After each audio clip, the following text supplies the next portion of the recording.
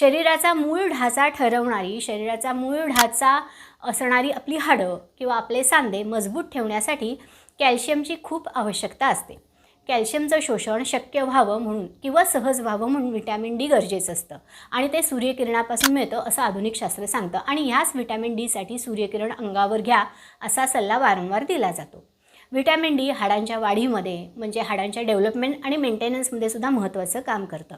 शिवाय nervous system, मस्क्युलोस्केलेटल system आणि muscles म्हणजे आपल्या शरीरातल्या शिरा, मांसपेशी, आपली प्रतिकारशक्ती हे सगळं व्यवस्थित ठेवण्यासाठी व्हिटॅमिन डीची आवश्यकता असते. सकाळी सकाळी घरातच पांघरुणात गुंडाळून राहणाऱ्यांना हा व्हिटॅमिन डीचा डोस कमी पडायला लागतो आणि सांधे दुखायला लागतात. खरं तर फक्त व्हिटॅमिन डी, हाडांचं आरोग्य यांचा आणि सूर्यकिरणांचा संबंध असतो असं नाही. सूर्यकिरणांची गरज आपल्या पूर्ण आरोग्यासाठीच असते. आरोग्यम भास्करात इच्छेत म्हणजे आरोग्य सूर्याकडून मागा. अर्थात आरोग्य हवं असेल तर सूर्याची उपासना करा.